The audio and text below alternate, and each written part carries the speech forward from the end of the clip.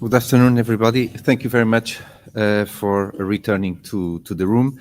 Just allow me 2 minutes before we start the presentations, just to remind what the Atlantic Centre is. So the Atlantic Centre is a Portuguese-led initiative that creates a multinational, multidisciplinary centre by adopting a broad concept of security and the whole of Atlantic approach that seeks to promote within an Atlantic community of interest the political dialogue, production and sharing of knowledge and doctrine, and the capacitation on security and defense. As such, this association with from the Atlantic Centre with the LPAZ Forum is a very natural one. This said, I think one must attend this forum to fully understand the relevance that this forum has with its unique ability, and this, thank you very much in favor of Antonio and Monica, the ability that this forum has to gather such a diverse and rich collection of amazing minds. It is for us an honor to be, and a pleasure to support and to be part of this forum, and I thank the opportunity to moderate this panel. Now let me briefly present our first set of speakers. We have Professor Chris Allen, teaches international relations at the London School of Economics and Political Science, where he is the deputy head of department for PhDs and research. Then we also have Professor Maxi Schoeman. Since 2016, Professor Schoeman was appointed as the Deputy Dean Postgraduate Studies and Ethics in the Faculty of Humanities, University of Pretoria. And finally, we have Professor Licínia Simão, which is an Associated Professor at the School of Economics, University of Coimbra.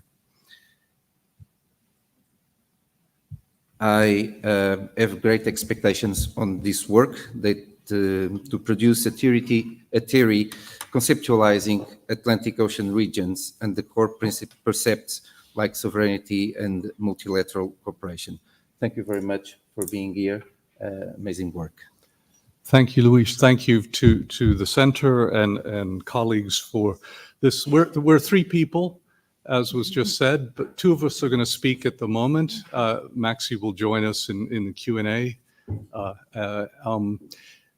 I don't want to lower expectations, but I want to say this is a work in progress. So this is something that we have been working sort of steadily towards, and we have some, what we hope to do is roll out some of the ideas we've come up with.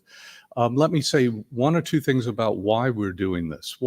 In a couple of years ago, we began a conference, a Maxi-led conference, looking at the maritime questions and the like, looking initially at the South African two sides, the two oceans. In fact, there are three, but we were looking at Atlantic, Southern Ocean, and Indian Ocean, principally in that stage.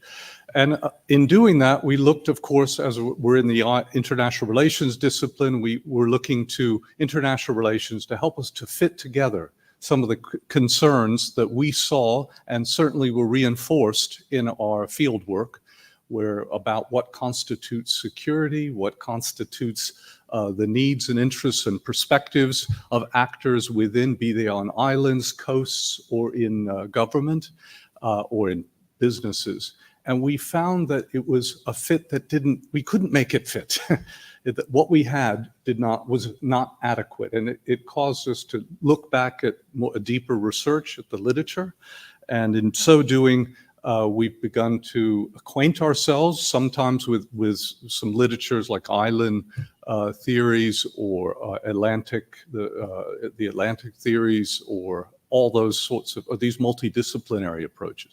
So that's our starting point, was a set of questions as to why international relations didn't address in the full the sorts of concerns that we had. So I need to put my glasses on to be able to prevent that. We're looking at, in our paper, which we put together, we look at the conditions that prevail with respect to ocean, what we're calling ocean regions. the materiality, the simultaneous materiality and fluidity of boundaries that are part and parcel of oceans. Oceans and states, oceans and islands, territory, terra, surface, and aqua, waters. We also recognize that ocean regions, South Atlantic, Western Pacific, these are socially constructed. So in so doing, that's how we impose understanding, meaning on these particular bodies, but they carry with them all sorts of assumptions and the like. We also are concerned about focusing on the part of settled populations in connection to coastal areas and islands, diasporas, those who were. This has been the Azores is a perfect case of that, of course.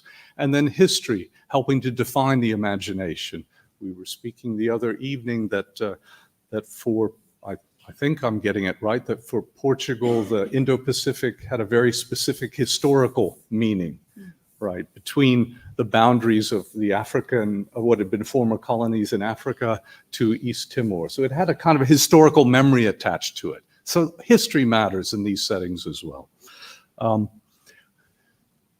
We looked to Elizabeth Borghese, whose work on oceans governance helped us to formulate the questions and think about the relationship between territory, the marine spaces, and those spaces in between, the role of states in that.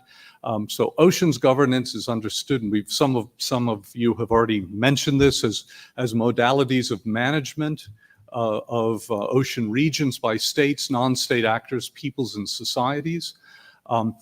Behind her work and those working in that space was the fear in the late 70s of a new scramble, a power scramble for ocean resources in terms of mining, one that would continue the redistribution, the unequal redistribution of power. Those who could extract resources, those the develop, what they called at that time the third world, would not be able. They would be suffered and excluded yet again. And in that context, the various countries came together. The UN Conference on the Law of the Sea was set in motion, and UNCLOS began to wrestle with what it is that these ocean areas are. They came up with a bifurcation of oceans into areas designated effectively as extensions of territorial sovereignty. They developed the economic exclusion zones, which gives great projection of sovereignty into particular spaces within a set of limitations set by the law. And then there was another area outside the deep, if not the deep ocean, but the far ocean, the high seas, areas delineated for, and this was seen to be a revolutionary phrase, common heritage of humankind. So there's a kind of global commons out there recognized in law for which it can be used, but it is said to be only managed, addressed, used, what have you, in the context of its ability to reflect our common heritage. It's a call for coordination, management, global governance in the fullest cosmopolitan sense. So if it's a fragmented form of governance that grew out of it, ocean regions have just to reiterate what I've said, there are two components to governance. One is the extension of sovereign territory. We are theorizing, or are proto-theorizing now, looks at some Buzan and Weaver's work on regional security complexes, which posits a sort of a variated degree of institutionalization, norms within a recognized region. So it's a constructivist position for those of you in the IR business. And that the degree to which power, norms convergence, and institutionalization of these particular areas, these regimes, these identified ocean regimes in our case, again, we're lifting some of those ideas, that framework from Buzan and company, and applying it and trying to extend it, that this guides our understanding of the differences between regions, the Indian Ocean, the Atlantic Basin, the Caribbean, different ocean bodies. So this is this is one area, one way of doing governance, the extension of sovereign territory. And the key driver here remains states. They're not the exclusive actors, but they're the ones that have both the legal standing and often the best resource to be able to access and operationalize what territorial always requires. Some control of territory, populations, that sort of thing, that logic of international law. And the second component is oceans governance of the high seas. Again, I've mentioned it, areas of common heritage of humankind, open to all actors, state and non-state. In some ways, you could see it as if you wish to use realist IR language, they would talk about an anarchic space. But irrespective, it's a place where great powers can act, but so can other actors. Businesses can be non-state actors, not governmental. The issues are clearly transnational. They involve sea lanes as much as and security of those as much as developmental issues when it comes to some of the poor coastal states or island states. It's in this setting that there is an expectation that international law, that though international laws reach as nominal, nonetheless, still governance will be selectively applied by coalitions of states, creating norms of conduct, mobilizing around issues perhaps specifically to enforce particular outcomes. I'm going to stop there and hand it to my colleague. All right. Sorry. So thank you, Chris, and it's very nice to see you all. Thank you for attending this panel. So we started by following this proposition that there was something about international relations, that ocean regions, the concept itself and its application could help us understand that the classical IR theory was not. And so ocean regions are units of analysis of power dynamics. And we are saying that they are specific because they are rooted in the ocean dynamics. So that's what we are claiming. And so in order to look at a case study, we chose for this conference the Atlantic as an ocean region. And we decided to have a look at how governance, ocean governance was being developed and what that told us about the formation of this ocean region and its dynamics inside. And so the first observation is that the Atlantic is a dense social and cultural region. We have all these strong marks of the diaspora, from slave trade to further following waves of diaspora. There's a strong connection there. There are political and economic divisions that come from the colonial period. Also then with the Cold War, that division was further deepened, and we still have these historical traits in the Atlantic. And of course, because the Atlantic is or was and seen for a long time as the internal ocean of the 20th century great power, the US, and its allies, the Europeans, great power presence in the Atlantic is very much marked and visible. NATO is its most expression, of course.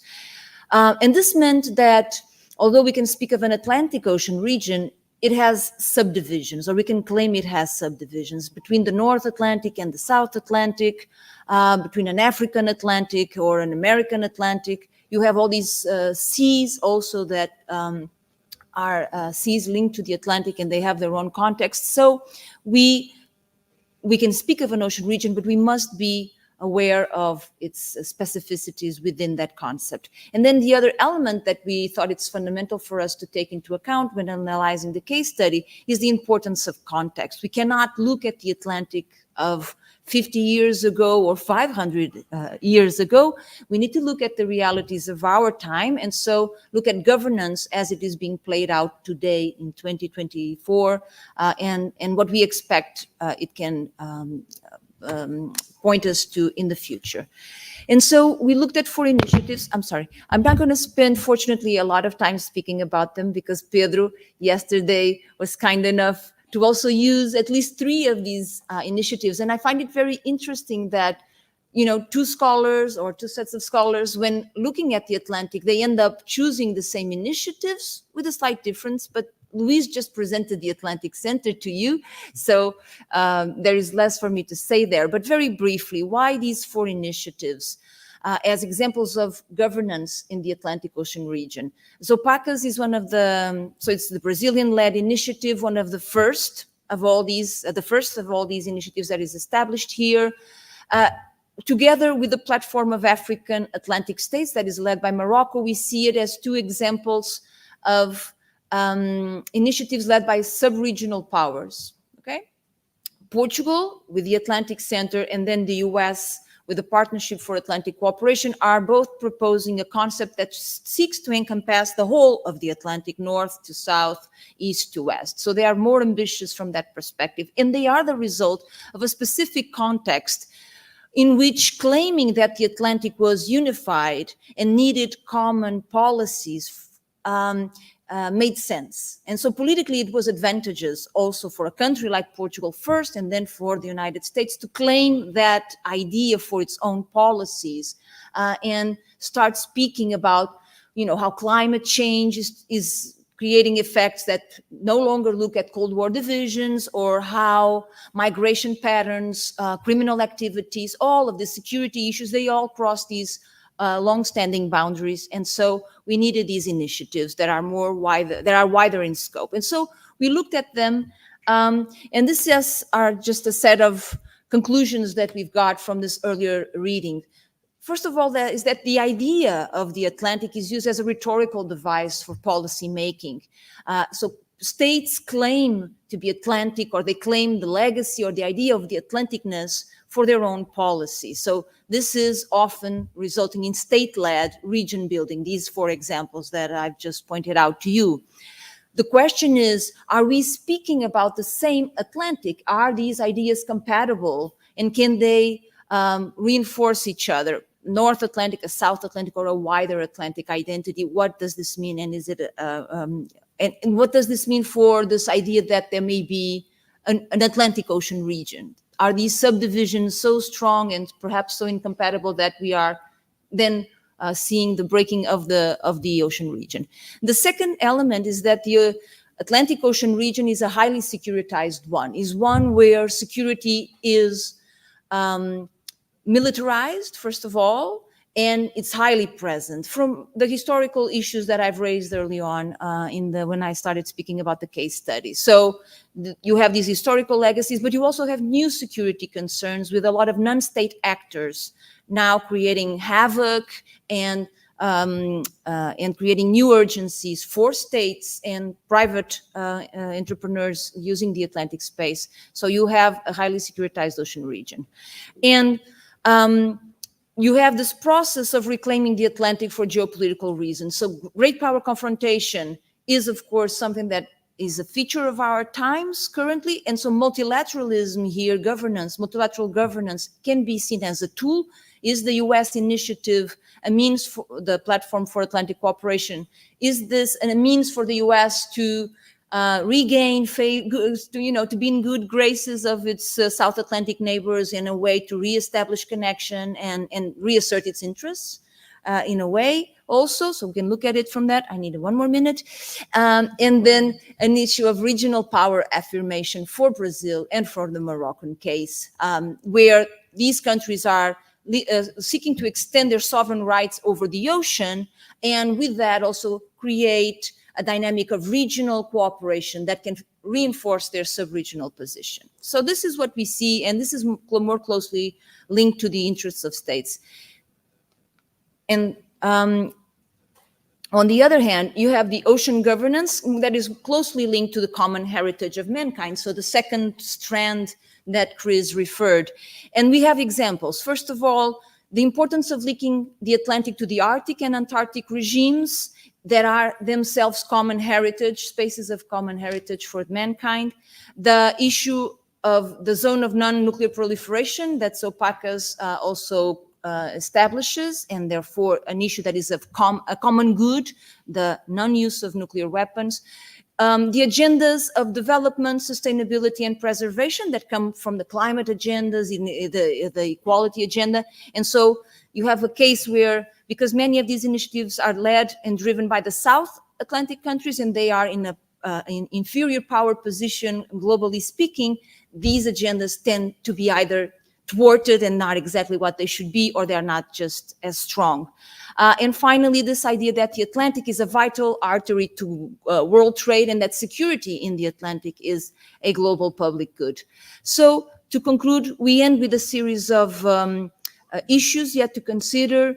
For instance, the actorness of island states or island regions, the diasporas, or how to account for community-based action. And one element that we really want to highlight is that we see a lot of value in following this work up with a comparative approach and look at other ocean regions to understand how specific are the dynamics that we are watching in the Atlantic and how they can be generalized further afield. So that's it. Thank you so much. Thank you very much.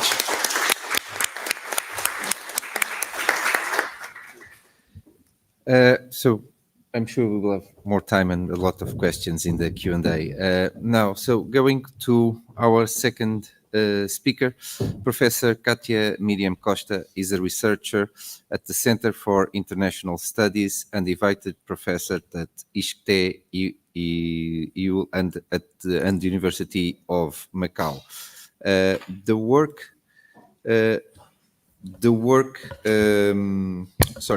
The work she's bringing here today will help us understanding how North Atlantic governance evolved during the last 22 years. I think this is without any doubt, that can provide us tools for a future better decision-making process. Thank you very much. 15 minutes. Okay, I will try to keep on it. Thank you so much for the introduction and also for this organization, fantastic organization. So it's a pleasure to be here again. I also want to greet you in name of my colleague, Teresa Santos, who's delivering classes. That's why she cannot make it. So, and we are sorry for it. And let's begin. This is a work in progress. So now it's very describing at this moment, although we introduced some analysis into it. So let's go.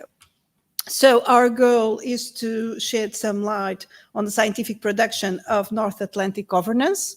We want to use bibliographic data concerning North Atlantic security, defense, safety, and governance. And we will deliver special attention to Portugal and the Azores for this specific case and to see what is going on. So we used the Scopus database collection and we defined our search. And we also made a definition of the period we wanted to address, so from 2000 to 2023. We also restricted to 4 subject areas: social sciences, engineering, environmental, and multidisciplinary. Then we got more than 44,000 results, so meaning articles, chapters that are classified on the database. And we removed the non-English documents because we have to use the same dictionary for all, to make the discourse analysis for all the articles. We removed the duplicated ones. It seems a very high number, but this high number has to do with the fact that many articles are classified in different disciplinary areas. So we have to see the overlapping between them.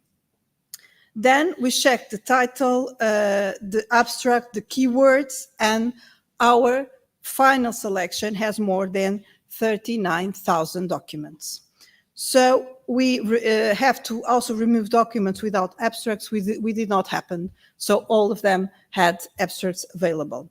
So this is our selected articles for analysis. Here you have the publishing trends divided by these 4 areas I mentioned before. So engineering, environmental, multidisciplinary, and social sciences. I would like you to pay some attention to social sciences. I know we have colleagues from different areas, but you will see why I'm addressing this. Here you have the journals that most publish about these topics, or meaning ocean governance in these different disciplines.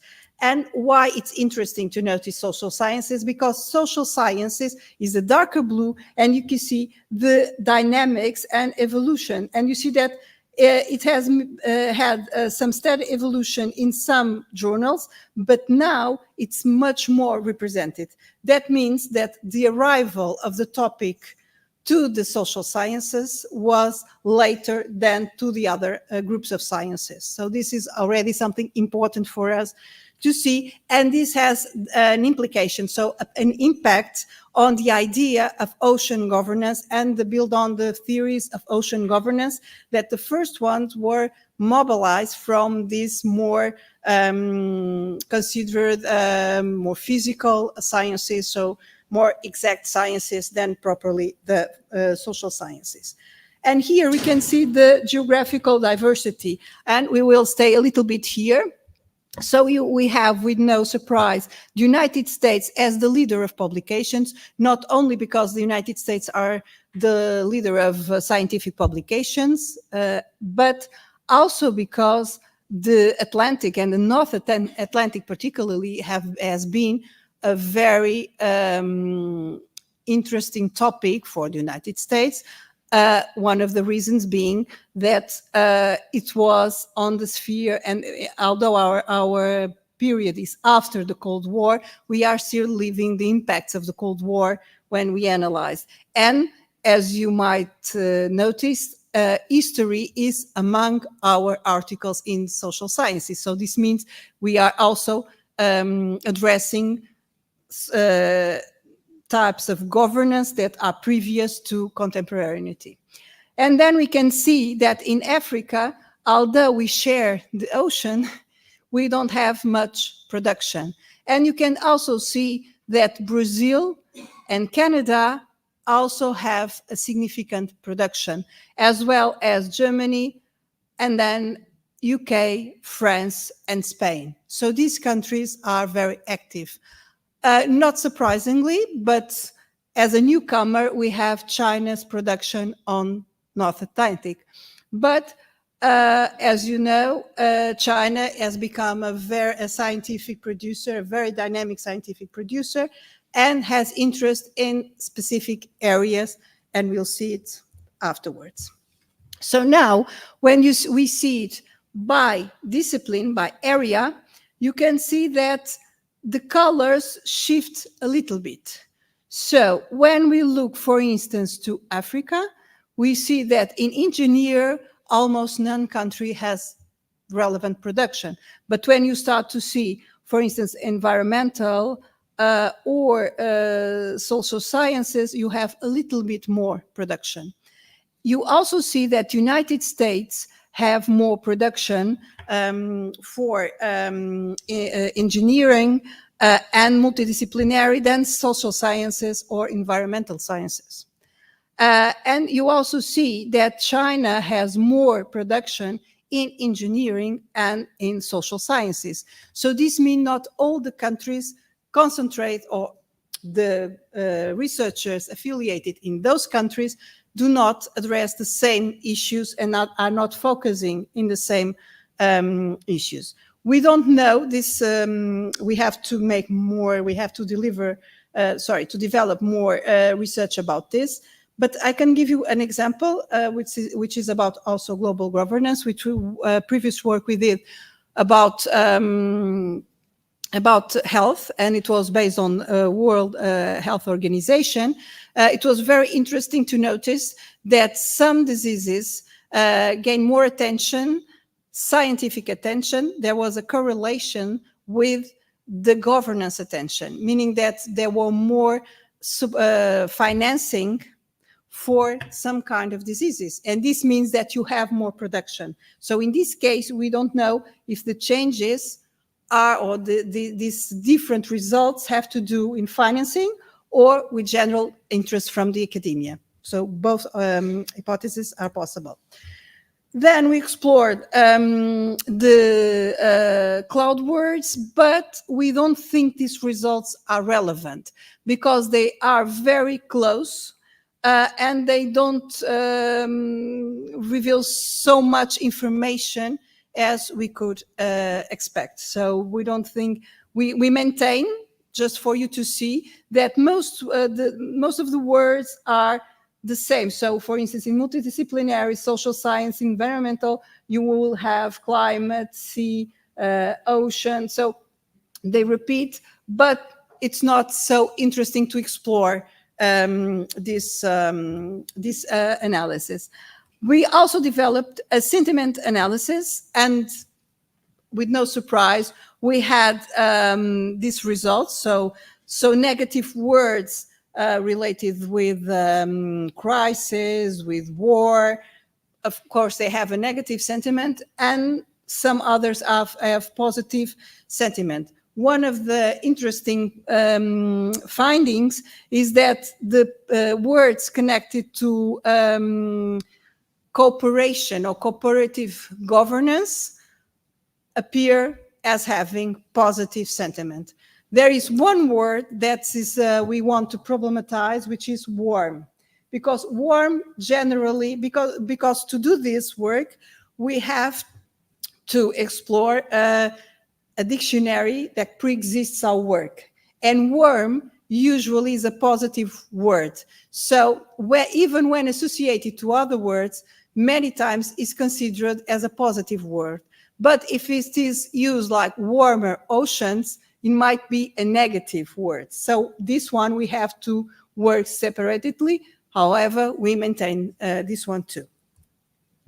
And here we have the three main organizations that that have production or are targeted in the scientific production about ocean governance. And we have European Union, NATO, and United Nations. You can see that these different organizations have different approaches. And for instance, for NATO and for the European Union, it's relevant, the organizational framework, the formal and law areas of public policy. That's why you have words like treaty, like alliance, organization. So this means they are very concentrated on the formal area. So the articles still concentrate on the formal aspects. As for the United Nations, we see, although they have convention, organization, treaty, and law, which are the same, we also have words, topics connected with sustainability. So very connected to a global governance based on sustainability. And then for the European Union, we have also some different words from the ones from NATO, which is highly concentrated on security, defense, and strategy. So we see a very formal framework from NATO, a very practical and concentrated on action, political action for the European Union, and a concentration for sustainability and in United Nations. So this is for scientific production. Here we have the comparison between, thank you, the comparison between words. So you have diversity, conditions. One of the most interesting to see are sea, security, and species, or the Mediterranean. Because the different organizations have different, the scientific test articles addressing these organizations treat differently in amount, so in quantity, these three different topics. And we can, but I don't know if you noticed that until now, one of the words I said at the beginning does not appear. And it does not appear because it's not included in the abstracts. So there is an absence here, and the absence is safety. So safety is not used usually. So now we go to the Portugal and the Azores. Of course, that Azores is in Portugal, and we are aware of that. So, but in the abstracts, we were seeing if there was the word Portugal or the word Azores, because Portugal usually, and it might include Madeira and Azores. Sometimes it's concentrated only on the continental coast, but sometimes it is not. While in Azores, it's concentrating on Azores. We have some interesting words. For instance, Mediterranean appears for Portugal and not for Azores, but Macaronesian appears for Azores and not for the articles that have Portugal. And then we have some specificities of Azores, like insular, volcanic, that make us think about this integration, not regional integration, and how scientists are dealing with Azores issues. As for Portugal, we have also, it appears, topics like European or Europe, and also countries like Spain or Morocco, because they are our neighboring countries when we address these issues of the sea, and not only in the case of Spain. Here we have the trending topics about Portugal, and we have some interesting findings. For instance, if you look at the Mediterranean, you will see that after 2015 there was a peak, and this peak has to do probably with the migratory crisis of the Mediterranean.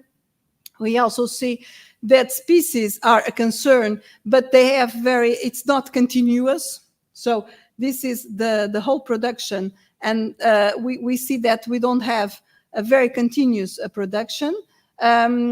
Fish, there was also a big concern between 2015, 2020. Now it seems it's decreasing. So we don't, in this case, we never obtain data that are very continuous in their performance. You can also see that safety has a very low reference.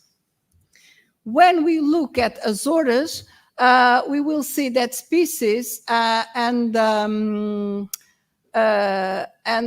oceanic gain some expression.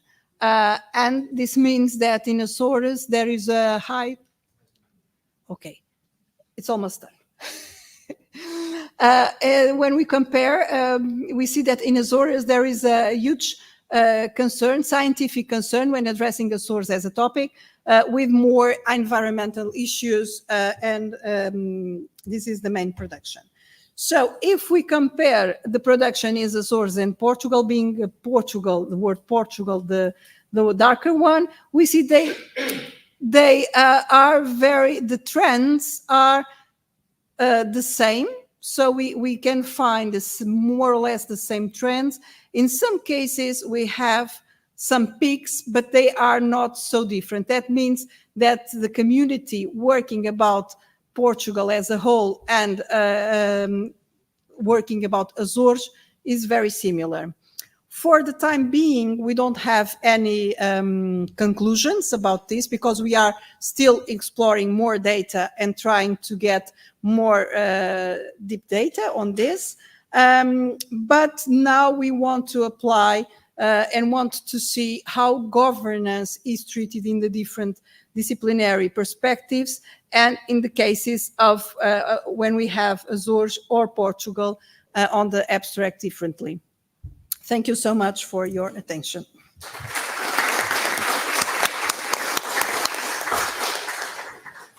Professor, thank you very much. Maybe in the near future you can extend this work to the whole of the Atlantic and not only to the North Atlantic. That would be amazing. Yes. Next time. So now for our final speaker, Dr. Céline Rodrigues is a PhD candidate in international relations at Universidade Nova de Lisboa, Portugal, currently at the Arctic Center, Rovaniemi, Finland, as a visiting researcher. The work she's bringing to us bears great interest as it studies an evolving and much disputed maritime region with the potential to reshape geopoliticals in the near future. So we are talking about the Arctic. Thank you very much. 15 minutes.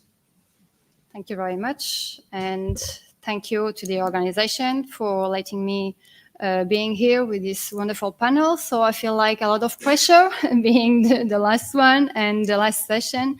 So I hope that you are ready to sail with me direction Arctic. So I do not usually start with these slides, but I think that what we have been listening to yesterday and today fits pretty well in this timeline. So the main character and the main subject and object that we have been talking here is the ocean.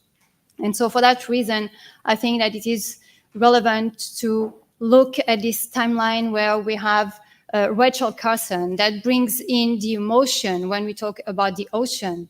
And the emotion can be that we can be afraid of it because literature, and I'm bringing literature because we have also colleagues that talked about that. It is a character that is presented as something that can kill us. So it is really the presence of demons into water that navigators were able to fight. But it is also this emotion that we are in an island and the experience that we all have when we go to the sea is that when we go back home, we need to have something that reminds us of the sea when we are at home. So this is also a connection that we need to have. And so throughout time, what we see is that international relations have forgotten about not the ocean, but nature as global and as a whole. At the inception of international relations studies, it was something natural to talk about nature, but then over time, it seems to have faded away. But for some authors, it is considered that no, nature has always been present because since the 70s, we have been talking about environmental issues, and it is pretty clear in this timeline that the United Nations has shown this concern since the 70s. And it is also relevant to look at the Conventional Biological Diversity, 1992, who says that human beings need to be aware that they are part of this ecosystem. And if we look at our bodies, we know that we are also made of 70% of water. So we have something of the ocean in ourselves too.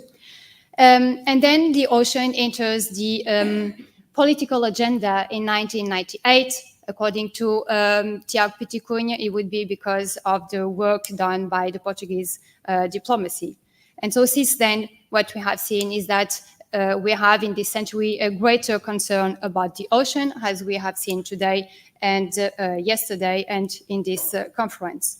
But what we see also, and this is relevant for this presentation, is that in 2024, cryosphere becomes also something relevant that we need to look at for the next decade, as it was defined at the United Nations and as a consequence of the One Planet Polar Summit that was held last year in Paris. So it is a French initiative. So looking at this means that we are talking about climate change, as it was mentioned by other colleagues today. And it means that we are aware that it is due to human-induced activities that we are witnessing those changes that are affecting the ocean, global common, but also another region that is the Arctic. And talking about the Anthropocene with a comment with a question mark means that it is a contested term. And this year, I have to say that 2024 has been a very active year in many areas. The Stratigraphic Association said that we are not able to consider this period as Anthropocene. We are still in the Holocene. And so the discussion ends here.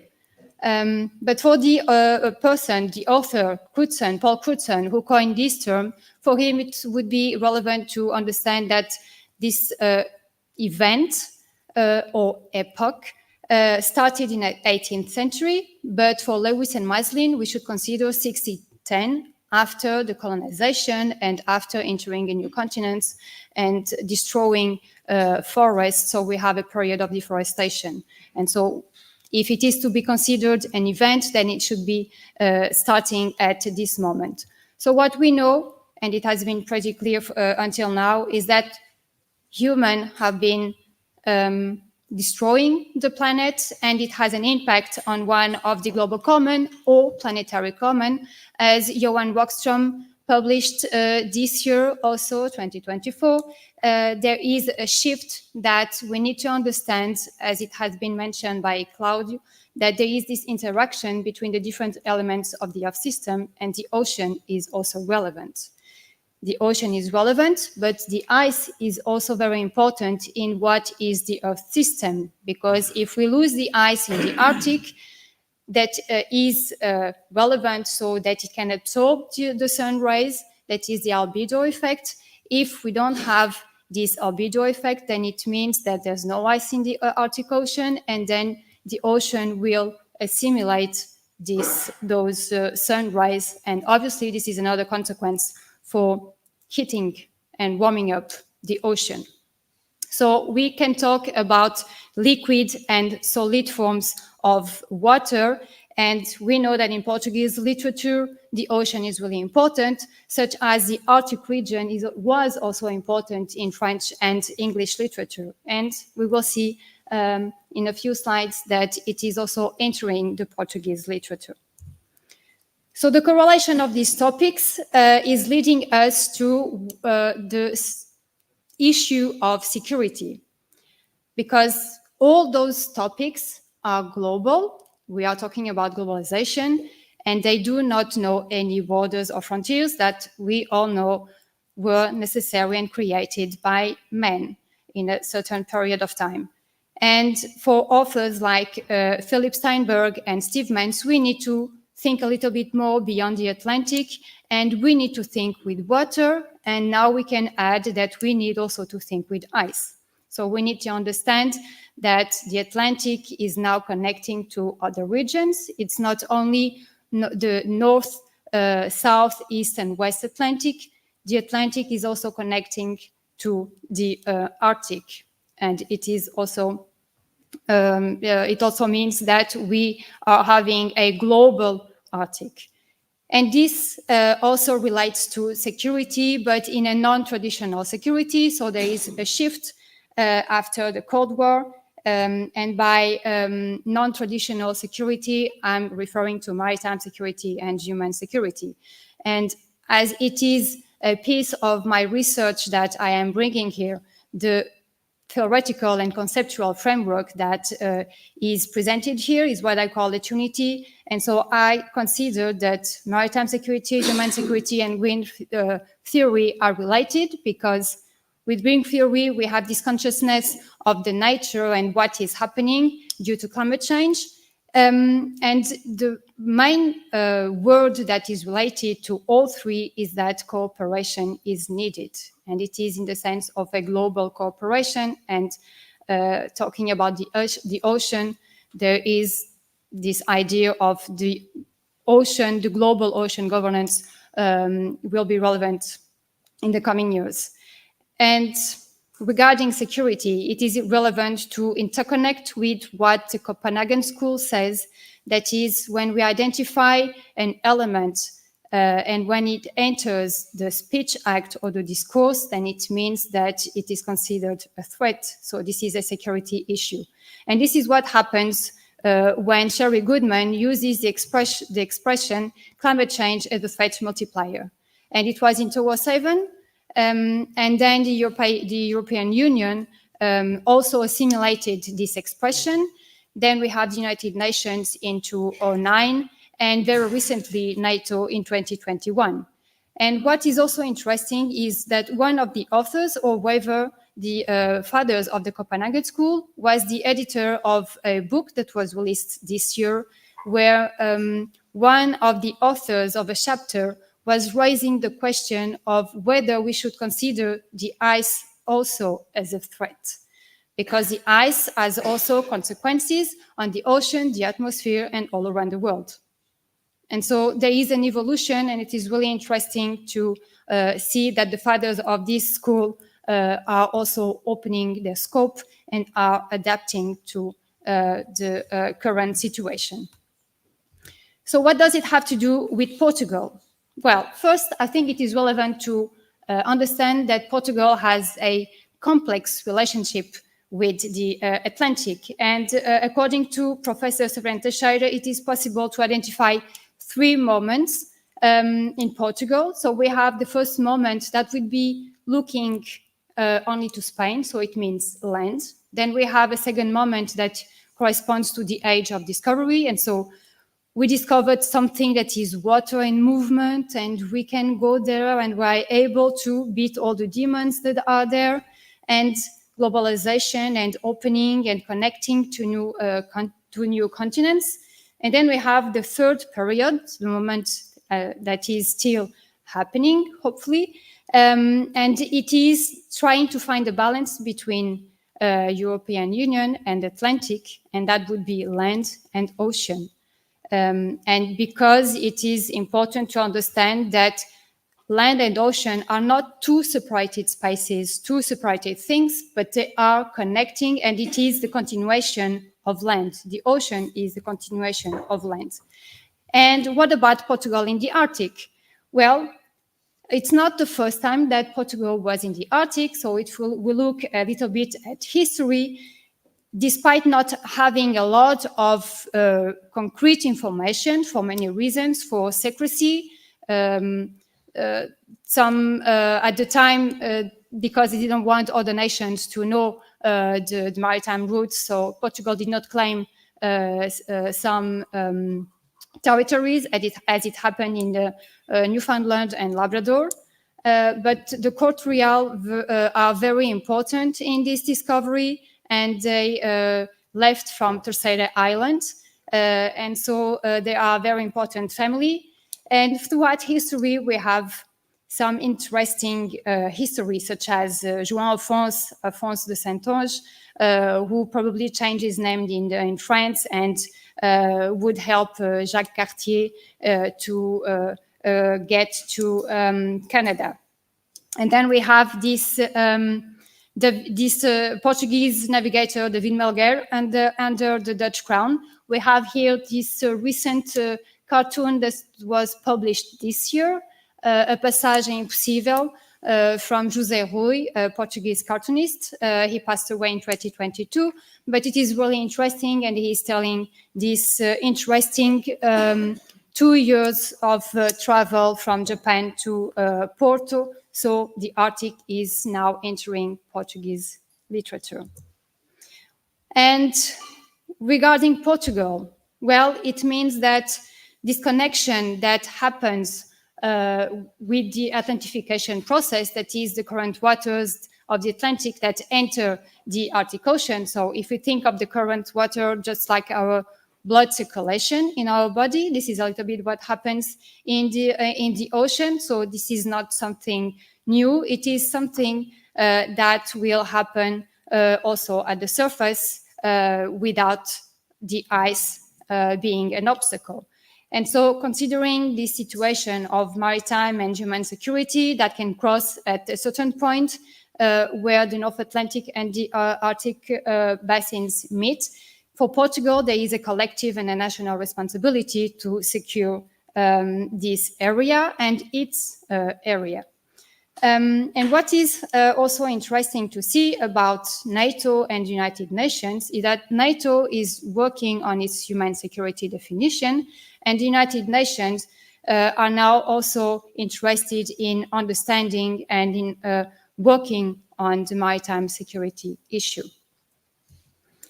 So the idea to understand the importance of the region for Portugal is trying to bring some scenarios through the scenario thinking, obviously always being aware of uncertainty, because the idea is to base the scenarios on the Global Trends Report and on Arctic and non-Arctic states defense and security reports, and also on climate change reports. So it is important to understand what other scientists from other fields are studying, and from my perspective, it is, in this case, very important to understand what can happen and how it can affect in the future the region not only the Arctic, but also the other region, because what happens in the Arctic does not stay in the Arctic. And so there is a huge impact at many levels. And for Portugal, obviously, it is related to the sea. And so, yes, direction Arctic in the 21st century. So the idea is really to bring into the international relation field the ocean, but also the ice. And so trying to recapture nature, trying to reconnect with nature, bringing back nature into international relations. And in what concerns Portugal, well, we have this Portuguese Navy mission under NATO mission that happened this year into the Gulf Gap with a traditional submarine. So it is also relevant, and it is at the same moment that the book of José Rui was published. So yes, the Arctic is entering in Portugal, and the ocean and nature are coming back to international relations. And that's it. Thank you very much.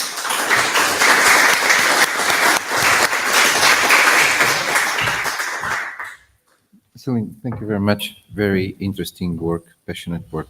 So I would now open the floor to some questions. So one there, Pedro, please, the microphone.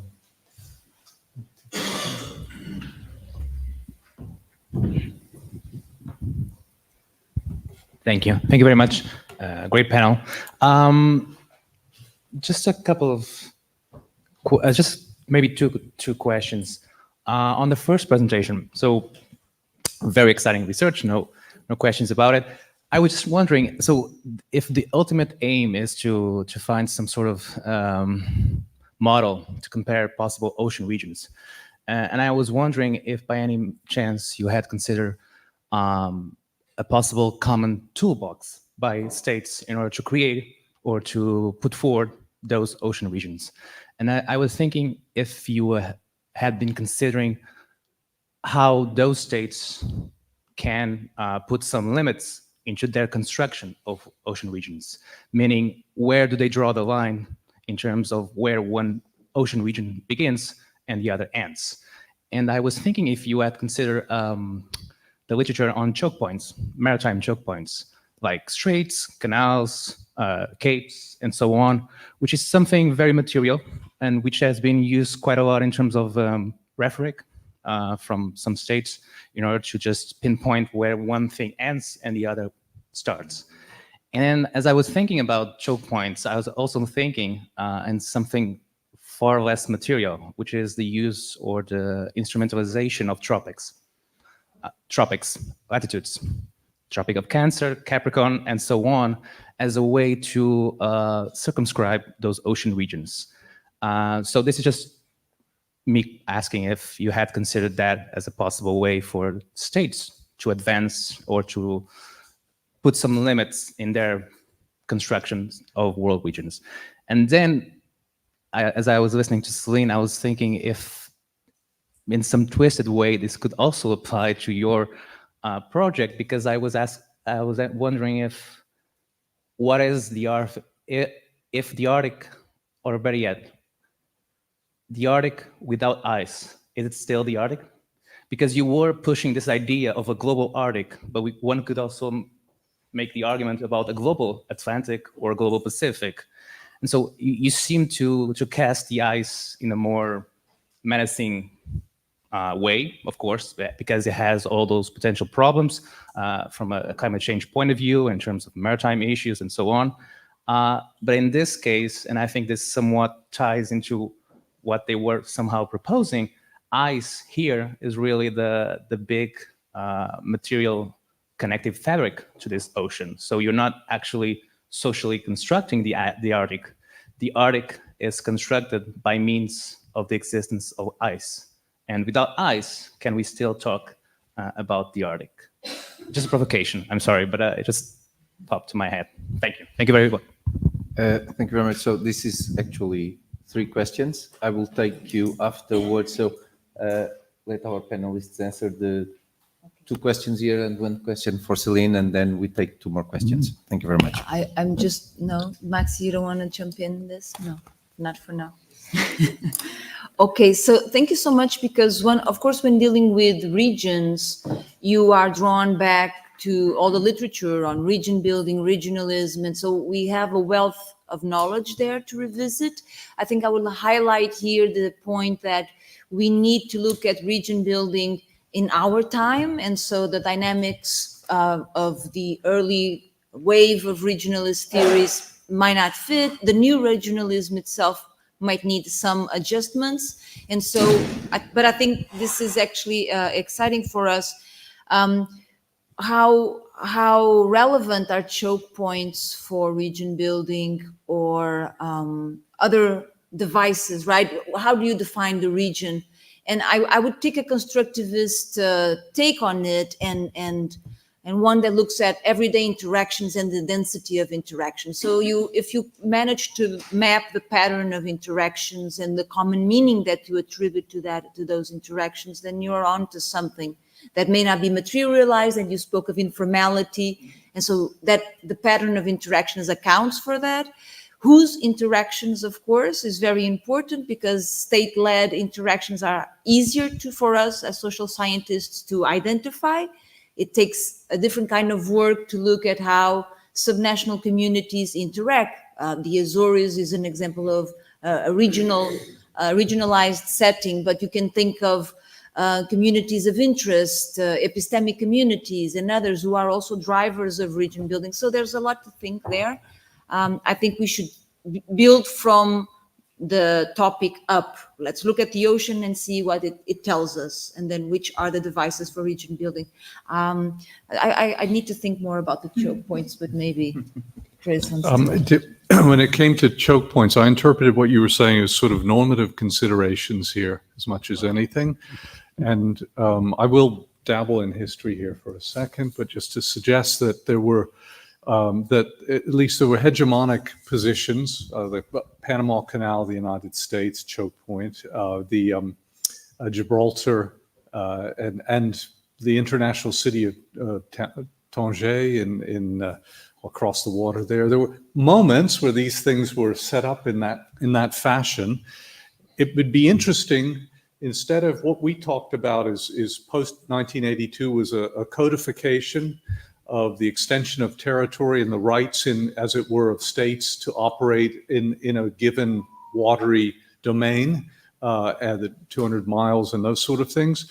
But what about the reverse, the extension of common heritage inward around choke points, let's say, saying these are areas or zones that are common to successful world trade, and cooperative behavior is mandated for that, and they aren't really, some structure so that it gives more, it uses that premise of common heritage in reverse to not extend territory but secede, as it were. Thank you very much. We might have a comment on that later on if there are no more questions. Céline, thank you very much. Thank you very much for your question. I will start with the Atlantic. So it is the ocean that allowed the globalization. And so it is known as the globalized ocean, as it is cited by David Armitage. About the Arctic, it will no longer be isolated. It is no longer isolated. And when we talk about the Arctic, we have the region, the land, and we have the ocean. And so land and ocean have ice. And so what we need to understand is that despite the Arctic not being considered a global common, it is the ice that is in that region is really relevant in what is the Earth system, that it is a machine that is working. So if one of the elements does not work out, then it will not work out. And this is what is happening with the Arctic. So if we miss the ice, if the ice melts, and we have the Greenlandic ice sheet, so melting as fast as it is, it has an impact for Portugal and its coastal area, because it is one of the reasons why we have the sea level rise. And also the ice, as I mentioned, the albedo effect will also provoke the butterfly effect. So it means that what happens in that region, whether it is ocean or land, what happens with the ice has an effect in another place of the world. It can be more intense in some places, less intense, but something happens, whether it's floods or we have also the fires. So it depends. It's not the same.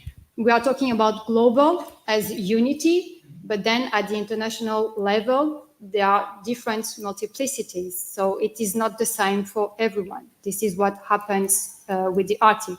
And becoming navigable, then yes, it is opening to the world and it is becoming global and it connects to other continents and allows also connection. So, hope I answered. Céline, thank you very much. A question there for Sandra, please. Thank you very much for the brilliant panel.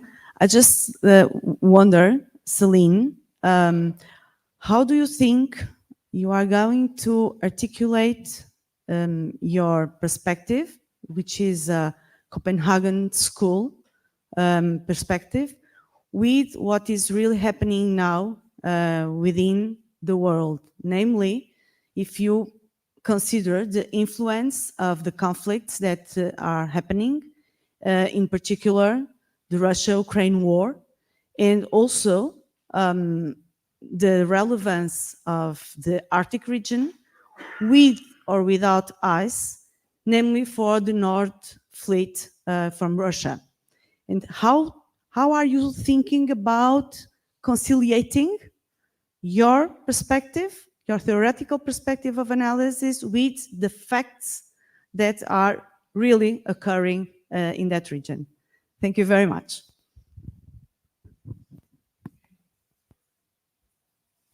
A question there. Okay. So I'll try to direct this towards the end of the question because I don't know where the question mark will be. Sorry about this, because this was such a great panel. I think everything fits together so well. So as the Arctic becomes more navigable, states will try to reconceptualize the Arctic in lots of ways. For example, in 2018, I think it's 2018, China in a white paper said it was a near Arctic state. So you have this kind of stuff. You have the US insisting on freedom of navigation on the Canadian archipelagos, whereas Canada says it's territorial waters. And Russia has conceptualized very aggressively those straits in its Arctic waters. So it actually asks for countries to pay a fee and to carry a Russian pilot on board to go through. So I guess the question mark will be maybe for Céline, which is, first for Cátia, it would be great to see the Arctic, this done with the Arctic, and to see the research that's being done in China about the Arctic. I think that'd be great. And for Céline, does the disappearing ice mean a more conceptualization of the Arctic as a threat or as an opportunity? I'm thinking about China, or both, and maybe both in both countries. And I'm thinking of Russia, but I'll end here because it's been too long. Thank you very much. So, Céline, first to you, the two questions. Okay, so thank you very much for the questions. I just want to say something to Pedro. Yes, I don't think that the Arctic will change the name because it is since PTS got there. So it was a long, long time ago. So I don't think it will change the name. So yes, regarding the conflicts that are now happening, well, considering that it is necessary to base the scenarios that I am willing to present based on reports that are global trends, that are NATO and other Arctic and non-Arctic security and defense reports.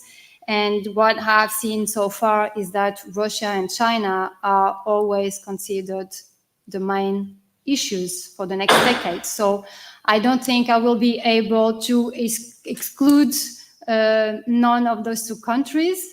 When I decided to focus on the Arctic region, I was willing to step away from them, but I see that it will not be possible.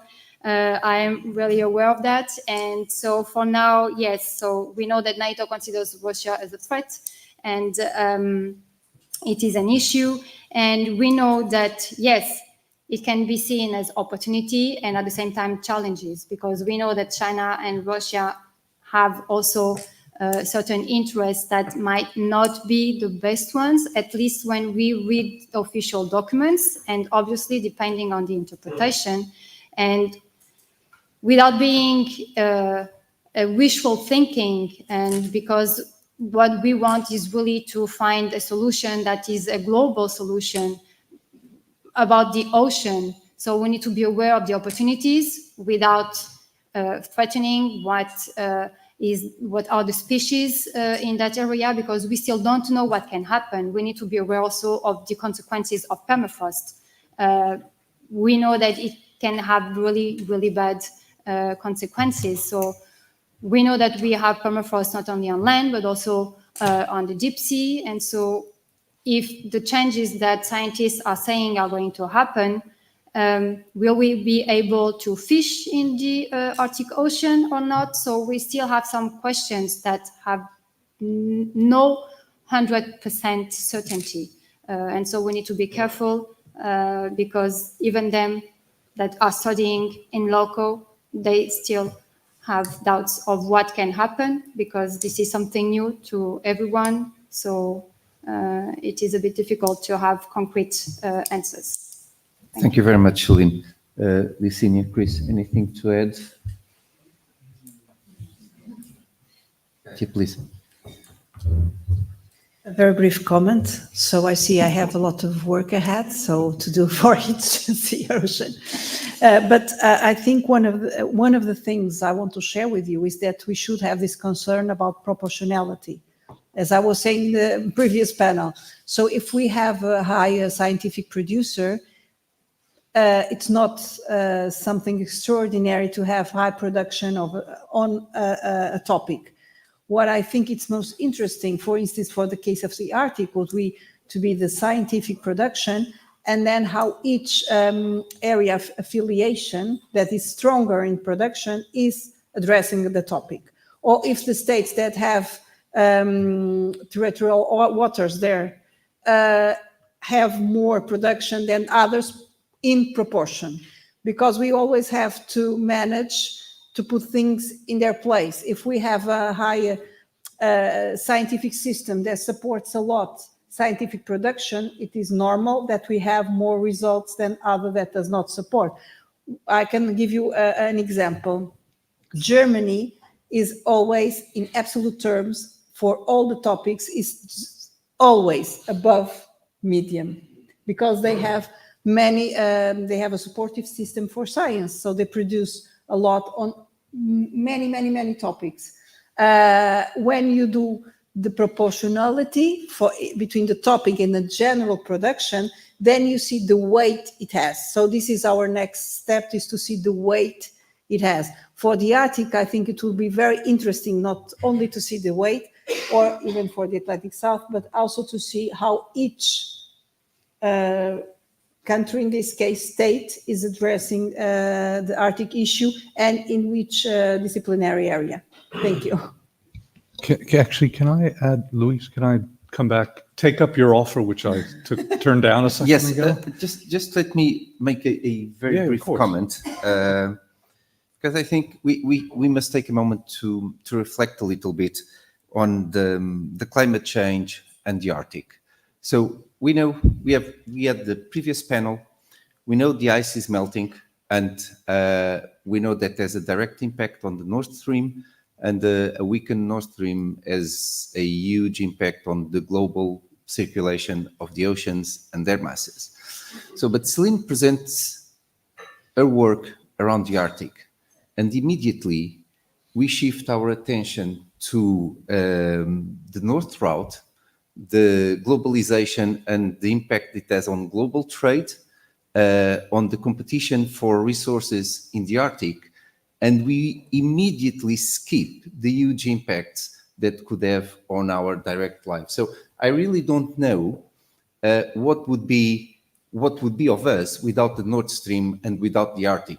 And even in this small conference, we immediately skip to the economical advantages of a Nord Stream and the competitions for resources in the Arctic. So this is my comment, and just for us to reflect how easy it is to divert from the main question to human egoism. So I really don't know if the speech we are having is the right speech, because everybody keeps on focused on the same thing. So maybe we need to address individual egoism to address climate change. Thank you very much. Chris, please. In a certain, maybe complimentary or maybe affirming the wrong views. I don't know. But I was thinking that all of this also has effect. We're seeing it in terms of regional effects, but if regional effects in Asia and the Malacca and the trade routes of that are completely, I mean, that will change the political economy of that region, and it's significant. So that ocean, the Indo-Pacific, maybe is of diminishing interest in that regard. So I just, as I said, maybe I'm thinking the wrong thoughts now, just based on what you said. But. Thank you very much. So, one more question, Antonio? It's getting late. Okay. We can talk afterwards during dinner. Thank you very much. A big round of applause for our brilliant panelists.